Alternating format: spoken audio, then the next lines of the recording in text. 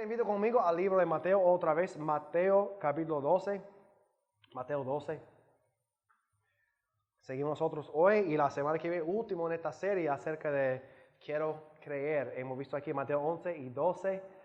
Hacía una pregunta acerca de Jesús cada semana para nosotros, para los que no creen, para los creyentes también. Y son dos más preguntas para contestar. Que no yo estoy contestando, pero Jesús está contestando, ¿verdad? En la palabra de Dios. Y hoy le damos nosotros en capítulo 12, versículo número 22 para empezar. 12, 22 para empezar esta mañana. La pregunta de hoy es una pregunta que muchos han hecho, porque es algo bien personal para nosotros. Dios puede perdonar mi pecado. Porque hay gente que han hecho cosas o piensan que han hecho cosas y dicen, Dios no puede perdonar eso. Yo he hecho demasiado, yo no merezco el perdón de Dios. No merezco nada de la salvación porque tú no sabes lo que yo he hecho. La verdad, ni quiero saber todo lo que tú has hecho, ¿verdad? Pero esa no es la cosa. La pregunta es si Dios puede perdonar tu pecado. Y es importante entenderlo porque estamos mirando hoy un texto, otro tiempo con los fariseos, los enemigos de Jesús que no quieren aceptar su ministerio ni su palabra, nada. Y Jesús va a darnos un aviso en sus palabras. Él va a contestar esa pregunta. ¿Cuál es la cosa que Dios puede perdonar y no puede perdonar?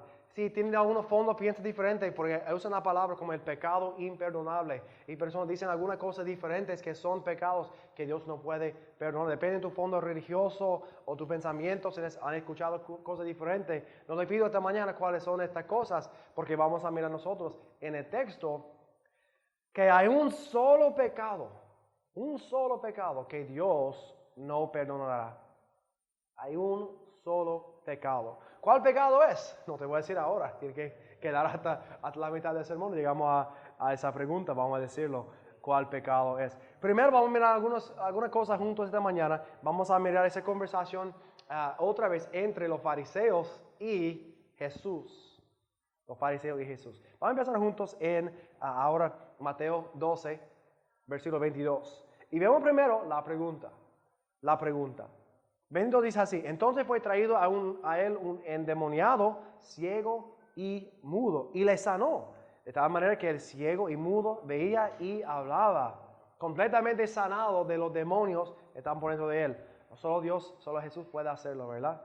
Y toda la gente estaba atónita y decía, ¿será este aquel hijo de David? Esa es la pregunta. ¿Tiene duda? ¿Quién es? No estoy seguro. ¿Es posible que es el Mesías? Pues ellos no estaban seguros. Está haciendo cosas que prometió el Mesías a nosotros, incluso limpiando a los demonios. Pero ¿quién es él para...? La gente no estaba seguro haciendo esa pregunta.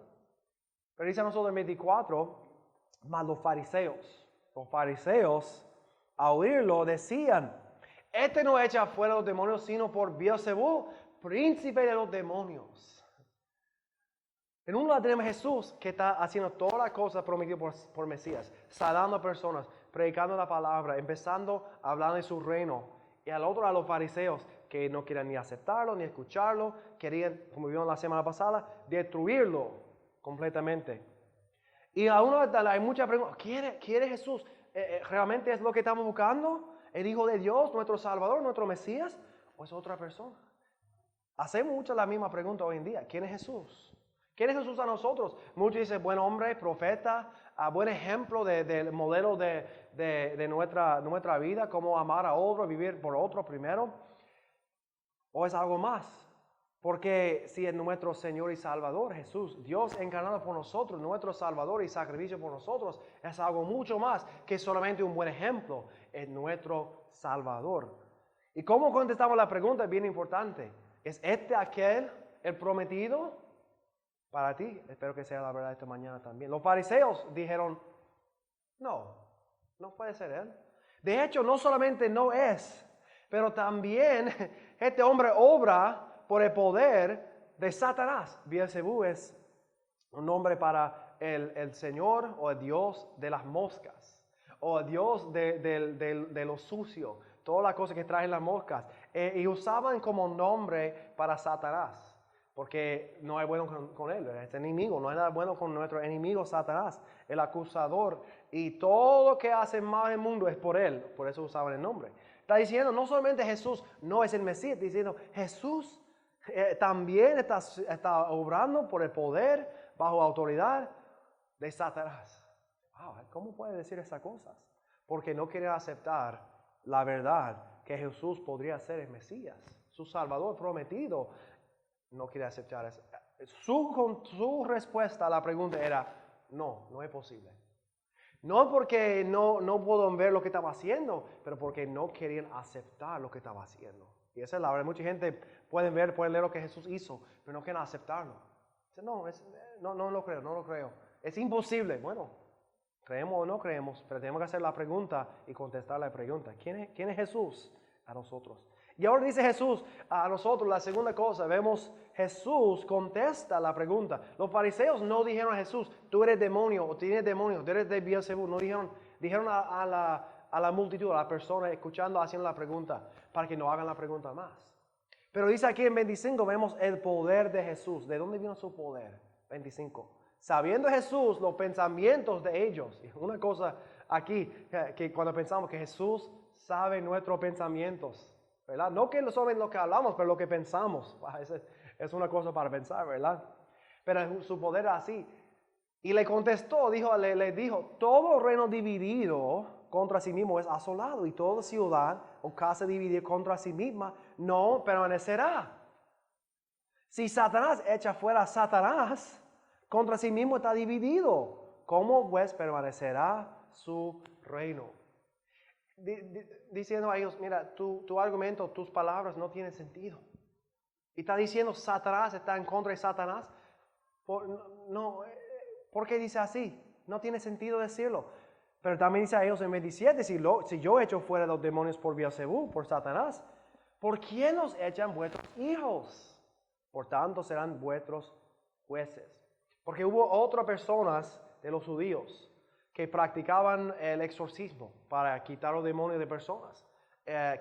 Dijeron palabras, hicieron cosas así. Yo no sé cómo lo hicieron, pero tuvieron sus ritos para echar fuera los demonios de personas y tuvieron éxito en hacerlo. Pero Jesús dice, mira, si me acusas de tener un demonio o ser Satanás mismo, ¿qué va a decir acerca de tus hijos, a tu propia familia que están practicando las mismas cosas? ¿Ellos también son de Satanás? No, y no voy a decirlo solamente a mí porque no me gusta. Porque no quiero hablar acerca de ellos, pero acerca de Jesús. Dice, serán sus jueces. Porque sus palabras no tuvieron sentido, pero no importa muchas veces porque sus palabras eran para acusarlo y destruirlo solamente para que no escuche la persona de sus palabras. Y muchos quieren todavía hoy en día atacar a Dios. Atacar a un Dios que piensa que no existe, pero quiere atacarlo todavía porque no es suficiente decir que no hay Dios. Tienen que decir también, tú no debes creer en Dios tampoco. Y atacar una cosa que no existe, ¿verdad? ¿Por qué? Porque también muchas veces la misma idea. Los argumentos no tienen mucho sentido.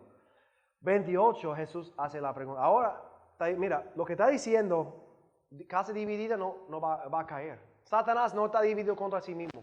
Pero un otro lado, ¿qué sucede si yo soy el Mesías? Si yo soy de Dios, 28. Pero si yo, por el Espíritu de Dios, echo fuera los demonios, ciertamente ha llegado a vosotros el reino de Dios. Porque como puede alguno entrar en la casa del hombre fuerte y saquear sus bienes, si primero no le ata, entonces podrá saquear su casa. Mira, puede decir como tú quieres, puede acusarme, puede decir las palabras que no tienen ningún sentido, pero ¿de qué si están equivocados? Yo estoy correcto. ¿De qué si yo soy de Dios? El Espíritu de Dios dice aquí, por el Espíritu de Dios ha llegado el reino de Dios. Probando a ellos, Jesús es el Mesías, su Salvador prometido, y si ellos no quieren aceptarlo, están equivocados, están al otro lado. Pero también dice a nosotros aquí, el poder de Jesús. Dice, nadie va a entrar a una casa para robarlos, sino primero ata la persona, los dueños de la casa. Si alguien quiere robar tu casa, no te va a llamar, mira, prepárate, esta noche a las 6 o a las 7 voy a tocar tu puerta y entrar en tu casa y robar todas tus cosas. Esté listo para mí cuando vengo, ¿verdad? No van a hacerlo, ¿verdad? Ninguno. ¿Qué van a hacer? ¿Van a venir por la noche? Checar si abrir la puerta suave, ¿verdad? Entrar, robar las cosas. Pero si tú entras en casa y tú tienes pistola en mano, ¿verdad? Ellos van a salir, no van a robarte porque si escuchan el sonido, está, mira, o el perro mío está que labra a todo el mundo, ¿verdad? Es una buena cosa. Sí, como sea, ¿verdad? Si tienes machete en mano o pistola, como sea, ellos no van a robar tus cosas. Pero si ellos entran aquí en una casa así y dicen que ata a la persona y lo pongan al lado y roban tu cosa, se puede llevar con todas las cosas, ¿verdad? No tiene pistola ni machete en los días de Jesús, pero tiene la idea que alguien quiere entrar en la casa, para sacar la cosa de casa, tiene que primero vencer el dueño de la casa. Y Jesús está diciendo así, yo soy de Dios. Soy enviado por Dios, con el poder de Dios. Y la casa que está saqueando, que está robando, es la casa de Satanás. Su poder, su reino. Porque Dios ha puesto en el mundo mucho poder, ha permitido mucho poder para Satanás. Se llama la Biblia que Él es el Dios de este siglo. Ahora mismo en el mundo caído por el pecado, Él tiene poder en el ambiente, tiene poder en la vida de personas. La Biblia dice que Él ha cegado la mente de personas que no creen. Tiene mucho poder para hacer cosas que Dios permite. Porque el mundo caído y las personas hacen cosas pecaminosas. Pero aún en el ambiente del mundo, toda mala hierba que está en tu casa puede culpar a Satanás por eso, ¿verdad? Porque esas cosas son malas. Todas las cosas que suceden son de la maldición del mundo. Y Satanás tiene poder sobre el mundo. Pero Jesús vino a vencer el reino de Satanás. Cuando Él vino al mundo, empezó, y cuando vemos aquí, cuando echó fuera los demonios de personas y los libró de su enfermedad, de los demonios, y los sanó completamente, estaba mostrando, yo me gané. Yo vencí a Satanás. Y dice que no solamente lo venció, pero primero le ató para que no tenga poder. Y últimamente venció sobre todo cuando Él murió en la cruz y venció el pecado. Y cuando resucitó, venció la muerte.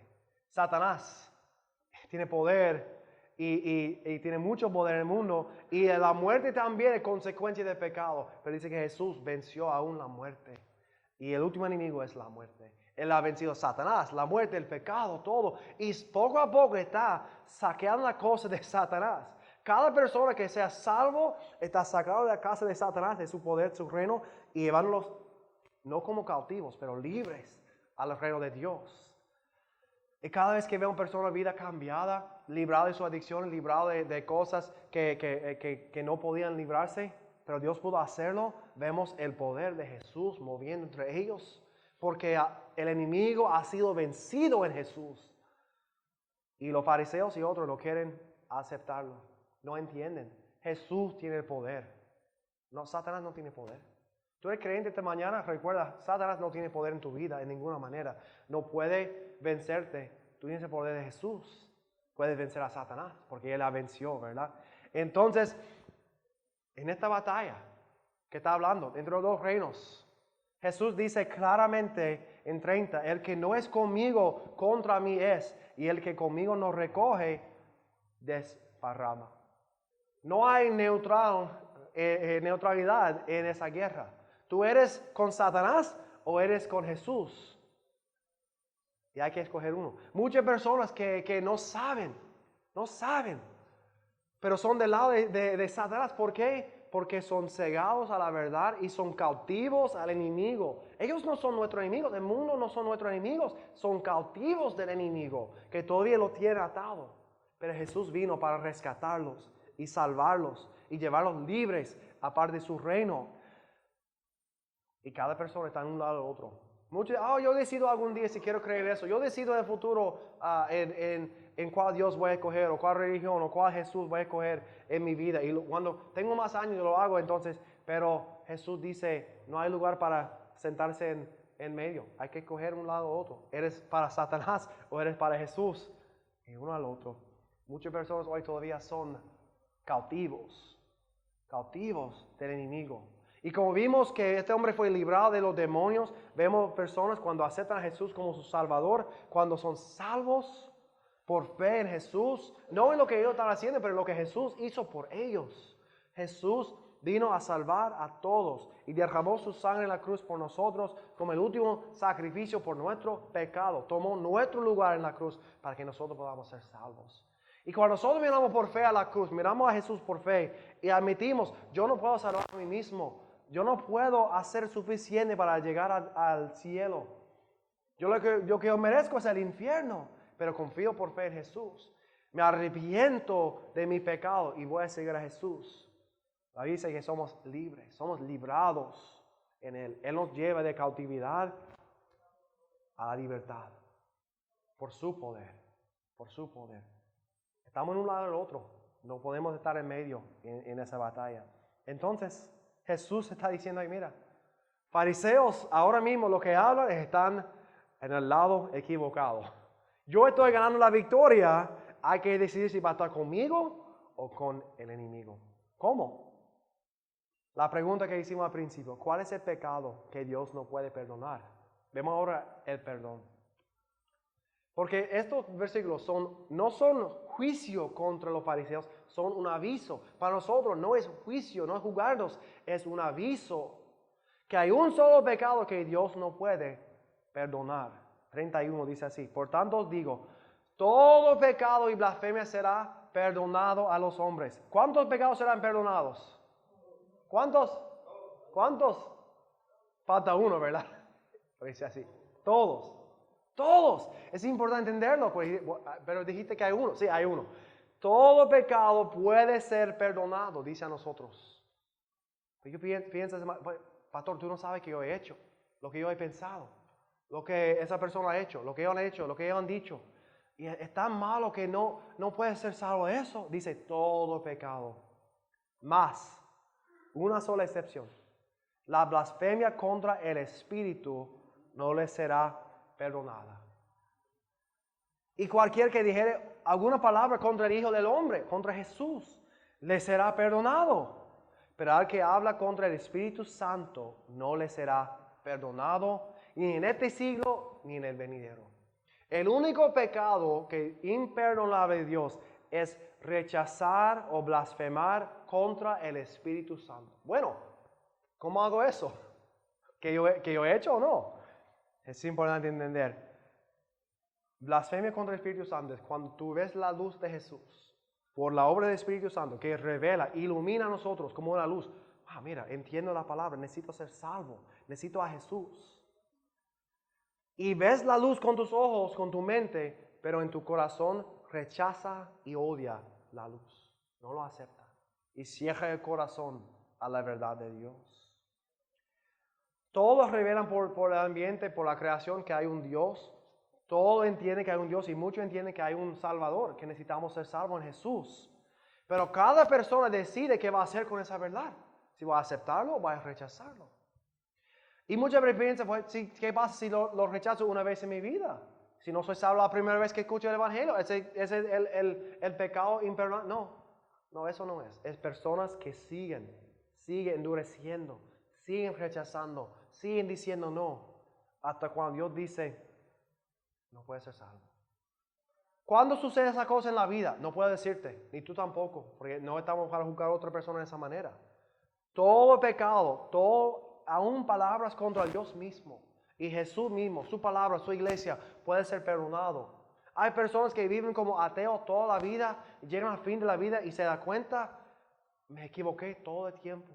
Necesito a Jesús y son salvos al fin de su vida. Hay otras personas que atacan a Dios muchos años, que viven rebeldes contra Dios, viven en el mundo, haciendo como el mundo, con mucho vicio y muchas cosas, que viven como quieren vivir.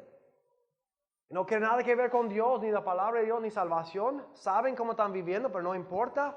Pero algún día se da cuenta, necesito ser salvo. Ya, demasiado, no puedes hacer más. Basta con esta vida, las consecuencias de la vida y todo eso. Y son salvos. Pero hay otras personas que persisten, endureciendo contra Dios, contra la palabra de Dios. Y no lo quiere, ni quiere aceptar, ni escuchar. Yo creo que personas pueden ser salvos hasta el último momento de su vida.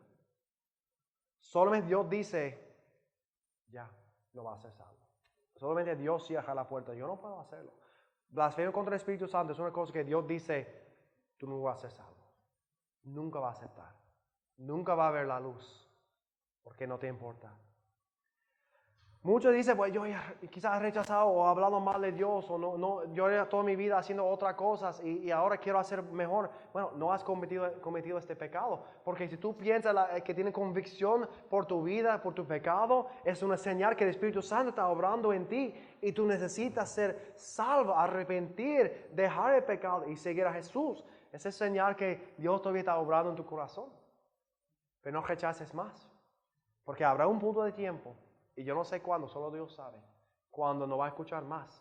Ojos cerrados, corazón cerrado hasta la muerte. Y va a morir en tus pecados. Y la Biblia es clara, los que mueren sin Jesús serán echados en el infierno, el lago de fuego. Separados de Dios por la eternidad. Porque cuando el Espíritu nos llama, toca la puerta del corazón y los invita a seguir a Jesús, hacemos la decisión si vamos a seguir o no. Y muchas personas dicen no. Los fariseos están diciendo, no queremos a Jesús, no queremos escucharlo, no queremos obedecerlo, no queremos cambiar. Ellos tienen sus propias reglas y religiones y todo queremos hacerlo así. Esa es nuestra vida espiritual, que se ve bien a todo el mundo, pero en sus corazones estaban lejos de Dios. Jesús vino y dice, ese es como debe ser. Yo soy el camino. Ellos dijeron, no lo queremos. Y es un aviso a ellos y a cada persona que todas tus palabras pueden ser perdonados, pero si tú rechazas el Espíritu Santo, no puedes ser perdonado. Eso es bien fuerte. Yo entiendo que esa palabra es para nosotros. Son palabras que debemos meditar y estar seguros que conocemos a Jesús, que no hemos rechazado a Jesús. Porque la verdad, si seguimos rechazando, habrá un tiempo cuando Dios dice, vive como tú quieras. Habrá consecuencias en el fin.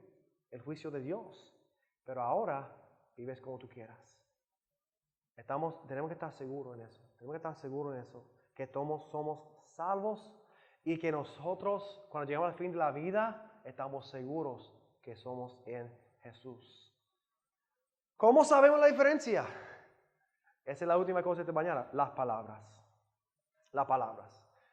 33 dice, o hacer el árbol bueno y su fruto bueno, o hacer el árbol malo y su fruto malo, porque por el fruto se conoce el árbol. A mí me encanta aquí, en el mes que viene pronto, ¿verdad? Vendrán a nosotros los mangos, que cada año me encanta cuando vienen, porque puede llegar acá y cuando están cayendo un montón de mango, recogerlo cuanto que quiero, llévelo para casa, ¿verdad? Y comerlo todo el mes o 2 o 3 meses hasta cuando se acabe de nuevo. Me encanta. Pero yo no voy aquí afuera a mirar a los mangos. Dame un aguacate.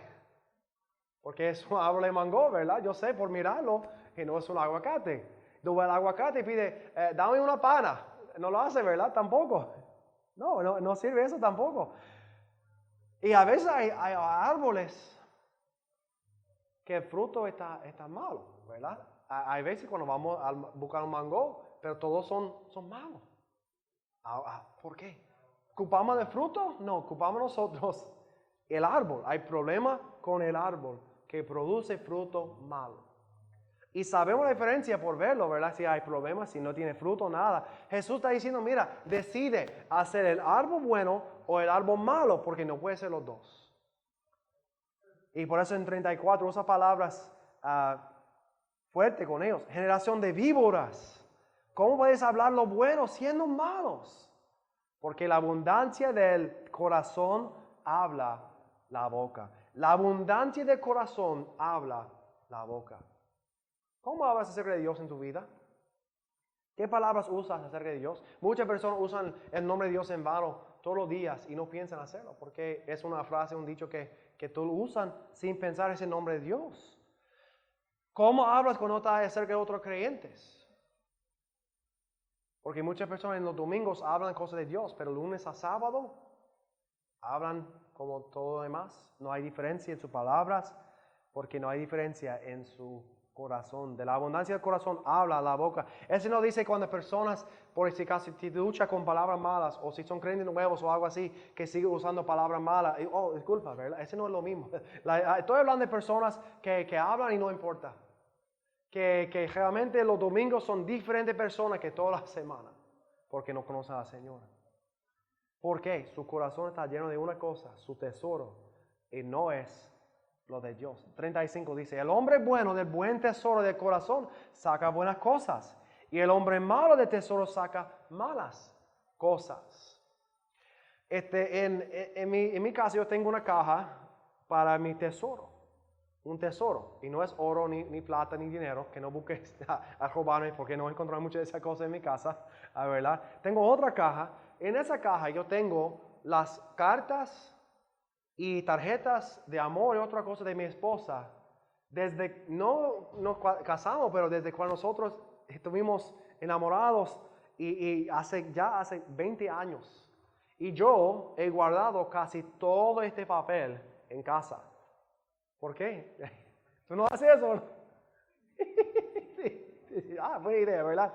Si quieren ver un ejemplo hoy, si quieren ver, ese me dio nuestro primer aniversario, no de boda, pero el primer aniversario de estar enamorados, de irse juntos un año, ¿verdad? Y me dio un librito aquí con fotos de nosotros, quiere ver cómo se ve nosotros como jóvenes, se puede verlo. No traje toda la caja porque es grande, ya está en casa y tengo mucho papel con eso. Mi esposa, ella lo pone en cosas en diferentes sitios para que vean en diferentes días, pero recuerdo, él me ama todavía, o cosas así. Yo lo pongo todos juntos para que no pierde, porque que nadie lo bote, ¿verdad? Entonces, pero para mí es un tesoro, es algo que yo guardo y que me encanta tenerlo. A veces yo lo abro, miro las cosas para recordar nuestra relación, cuánto importa a mi esposa, a mí, nuestra relación, cosas así. Pero si digo todo eso, ¿qué piensas si yo estoy hablando de esa cosa, mi tesoro y mi esposa, pero cuando escucha hablando conmigo acerca de ella, siempre estoy criticando a ella? Ella no puede cocinar. Ella, ¿por qué no se ve como la otra mujer ahí? ¿Por qué no puede hacer eso para mí? Y siempre criticando a mi esposa por toda cosa. Tú piensas, pero pensaba que tiene ese tesoro en casa, ¿verdad? Para recordar la relación. Sí, pero no, ¿por qué? De tesoro vamos a hablar. Yo entiendo no hablar más de mi esposa cuando puedo, especialmente con otras personas. Para mí no hay comparación. Él no está aquí para escucharla, él escuchó en la primer culto hoy. Pero para mí no hay comparación entre ella y otras mujeres. Ella es la única, ¿verdad? Para mí, es la más bella que hay en todo el mundo, la mejor cocinera, toda cosa, la perfecta para mí. ¿Por qué? Es la única que tengo, ¿verdad? Y es de Dios y no quiero otra. Este es mi corazón para ella. No siempre digo, no soy perfecto en eso, pero intento recordar siempre, es mi tesoro, ¿verdad? Y ahí tengo cosas para recordarlo. ¿Qué tesoro tiene en tu corazón acerca de cosas de Dios? Porque muchas personas, como dije, hablan de Dios los domingos, pero no tienen en su corazón, su tesoro son cosas del mundo. Son cosas que no debemos hablar. Pueden decir todas cosas acerca de películas, pueden ser de deporte, de otra cosa, y hablan esas cosas todos los días, pero no están las cosas de Dios. O aún hablan mal de las cosas de Dios cuando no están con otros creyentes, porque tienen miedo de hablar la verdad. La Biblia dice a nosotros aquí en 36, mas yo digo que toda palabra ociosa que hablen los hombres, de ella dará cuenta en el día del juicio. Porque por tus palabras, dice en 37, serás justificado y también serás condenado. ¿Qué significa esa palabra a nosotros? ¿Sabe que Dios recuerda cada de tus palabras? Hablé con alguien en primer culto y dice, pues yo con un solo cupcake ahora, ¿para ahora o para este culto? No, un solo. Y dice, mira, tú dijiste ahora, Dios escucha tus palabras, ya no puedes comer otro hoy, ¿verdad? Tú dijiste un solo para el día de hoy. Y yo voy a hacerlo, ¿verdad? Dios sabe nuestros pensamientos y nuestras palabras y nuestro corazón. Y está hablando a los fariseos y a nosotros como aviso. Si tú dices cosas contra Dios, Dios escucha. Si tu corazón no tiene tesoro de la cosa de Dios, no eres salvo. Va a mostrar en lo que hablas y lo que tú haces todos los días durante la semana. Y el juicio vendrá algún día y tus palabras, dice palabras ociosas, palabras que pensamos no tienen palabras vanas, que no tienen importancia a nadie. Porque mucha gente usa esa palabra mucho. Ni recuerdan lo que dijeron. Yo no recuerdo lo que dije ayer. Mi esposa me pidió, después de un estudio con los hombres, ¿de qué hablaron? Dice, bueno, hablando de la Biblia. Y otro que eso, no recuerdo todas las palabras, porque yo no recuerdo, pero Dios recuerda cada palabra que sale de nuestra boca, cada pensamiento que tenemos en nuestra mente. Y la Biblia dice en Apocalipsis que todo está escrito. Todo está escrito. Son libros grandes, yo creo. Todo nuestro pecado, todas nuestras palabras, todas las cosas buenas. Todo. Y Dios no va a algún día medir entre lo bueno y lo malo y ver cuál era más pesado, porque todo el malo es más pesado que lo bueno comparado a Dios, que es perfecto. Y los que no son salvos, la Biblia dice que abrirán los libros. Si nuestro nombre no está en el libro de vida, si no somos hijos de Dios, si no somos salvos, Dios va a abrir los libros de nuestras obras y seremos juzgados por nuestras obras. Cada cosa que hemos hecho en la vida. Y la única manera para no ser juzgado por esas cosas, por Dios, es ser perdonado por Jesús, ser salvo. Y está hablando a los fariseos y un aviso, mira, si tú no cambias, si tú no arrepientas de no solamente tu palabra, pero de tu corazón malo, y sigues a Jesús, el fin será el juicio. Y no hay nada que decimos que Dios no recuerda. No hay nada que pensamos que Dios no sabe. Él sabe y conoce nuestro corazón. Entonces, para toda esta mañana hay un solo pecado que Dios no puede perdonar y el único pecado es cuando rechazamos el llamado de Dios, la salvación. Porque si morimos sin Jesús, la Biblia es clara, hay juicio por nosotros, infierno, separación de Dios, sin manera para salir. Pero si somos en Jesús, no quiero que tengan miedo de eso, porque si conoces a Jesús, si aceptas a Jesús como Salvador por fe, tú eres libre de todo eso, perdonado, lavado por la sangre de Jesús. Y cuando llegas a Dios, no serás acusado de tu pecado, porque tu pecado está bajo la sangre de Jesús. Y Dios ha olvidado tu pecado en Jesús. Tú eres justificado. Ese es el otro lado. Ese debe traer gozo. Y a nosotros, y nosotros debemos pensar, yo he hecho muchas cosas, pero yo soy perdonado. Yo he dicho muchas cosas en mi vida, pero soy perdonado. Yo no soy perfecto, pero soy perdonado. Jesús nos da un aviso. Un solo pecado. No sé qué has hecho en tu vida, o qué estás pensando. Quizás piensa esta mañana, yo no merezco ser salvo. Yo no merezco el amor de Dios. Nadie merece el amor de Dios, ni yo tampoco. Merecemos su juicio. Pero Él nos amó primero, envió a su Hijo por nosotros en la cruz, porque nos amó y nos ama todavía. Está llamando a nosotros para seguirlo con todo nuestro corazón, por fe y en salvación. Porque Cristo pagó el precio, pero no vale nada si no aceptamos. ¿Qué va a hacer con esa palabra esta mañana? Mi pregunta para todos, ¿has aceptado su invitación o has rechazado? Si tú eres creyente esta mañana, para ustedes que están seguros, yo soy salvo, gracias a Dios que somos salvos, piensa así. ¿Qué persona en tu vida has pensado nunca va a ser salvo? Nunca puede ser salvo. Y has juzgado en tu corazón esa persona que no puede ser salvo. O piensa esa persona tiene que arreglar su vida primero y luego ser salvo. Porque es lo que han hecho. Hemos visto aquí, hay un solo pecado que Dios no va a perdonar. Ellos pueden ser salvos si tienen vida. Ore por ellos. Ore por ellos.